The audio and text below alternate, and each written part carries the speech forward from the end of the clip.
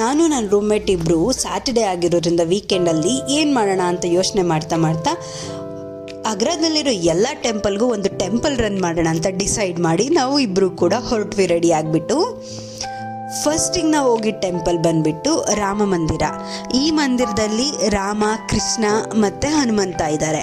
ಫಸ್ಟ್ಗೆ ನಾವು ಅಲ್ಲಿ ಸೈಡಲ್ಲಿರೋ ಟ್ಯಾಪಲ್ ಕೈ ಕಾಲೆಲ್ಲ ತೊಳ್ಕೊಂಡು ಒಳಗಡೆ ಹೊರಟ್ವಿ.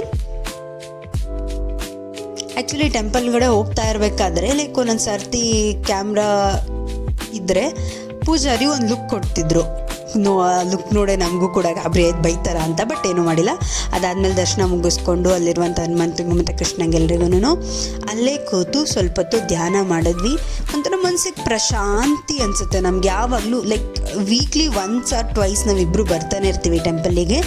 ಈ ಟೆಂಪಲಲ್ಲಿ ಸ್ವಲ್ಪ ಹೊತ್ತು ಕೂತಾದ್ಮೇಲೆ ನಾವು ಹೊರಟದ್ದು ಅದರ ಆಪೋಸಿಟಲ್ಲಿರುವಂಥ ಅಭಯಾಂಜನೇಯ ಸ್ವಾಮಿ ಟೆಂಪಲ್ಗೆ. ಇಲ್ಲಿ ತುಂಬ ದೊಡ್ಡ ಸ್ಟ್ಯಾಚು ಇದೆ, ತುಂಬ ದೊಡ್ಡ ಸ್ಟ್ಯಾಚು. ಸ್ಯಾಟರ್ಡೇ ಆಗಿರೋದ್ರಿಂದ ತುಂಬಾ ಕ್ಯೂ ಇತ್ತು. ಕ್ಯೂ ಅಲ್ಲಿ ಹೋಗ್ಬಿಟ್ಟು ನಾವು ಹೋಗೋದಕ್ಕಿಂತ ಮುಂಚೆ ಸ್ಯಾಟರ್ಡೇ ಹೇಳ್ಬತ್ತಿ ತೊಗೊಂಡು ಕ್ಯೂ ಅಲ್ಲಿ ನಿಂತ್ವಿ ದರ್ಶನಕ್ಕೆ ಅಂತ ಹೇಳ್ಬಿಟ್ಟು. ಕಾದು ಒಂದು 20 ಮಿನಿಟ್ಸ್ ಆಯಿತು ಅನಿಸುತ್ತೆ. 25 ಮಿನಿಟ್ಸ್ ಆದಮೇಲೆ ದರ್ಶನ ಆಯಿತು.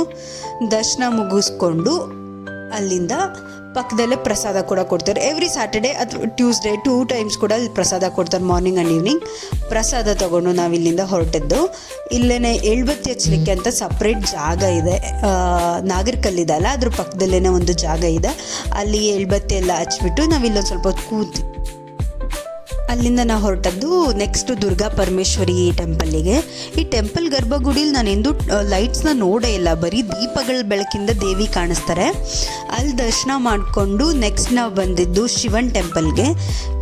ಇಲ್ಲಿ ಕೂಡ ರಶ್ ಇತ್ತು, ಆ್ಯಕ್ಚುಲಿ ಜನ ಇದ್ದರು. ಅದಾದಮೇಲೆ ಇಲ್ಲಿ ದರ್ಶನ ಮುಗಿಸ್ಕೊಂಡು ಅದರ ಆಪೋಸಿಟ್ ಮತ್ತೊಂದು ಹನುಮಾನ್ ಟೆಂಪಲ್ ಇದೆ. ಈ ಆಗ್ರಾದಲ್ಲಿ ಟೋಟಲ್ 3 to 4 ಹನುಮಾನ್ ಟೆಂಪಲ್ಸ್ ಇದ್ದಾವೆ. ಆ ಎಲ್ಲ ಟೆಂಪಲ್ಗಳನ್ನ ಇವತ್ತು ನಾವು ನೋಡಿದ್ವಿ. ಈ ಟೆಂಪಲಲ್ಲಿ ಗಣೇಶ ಮತ್ತು ಸುಬ್ರಹ್ಮಣ್ಯ ಸ್ವಾಮಿ ಕೂಡ ಇದ್ದಾರೆ.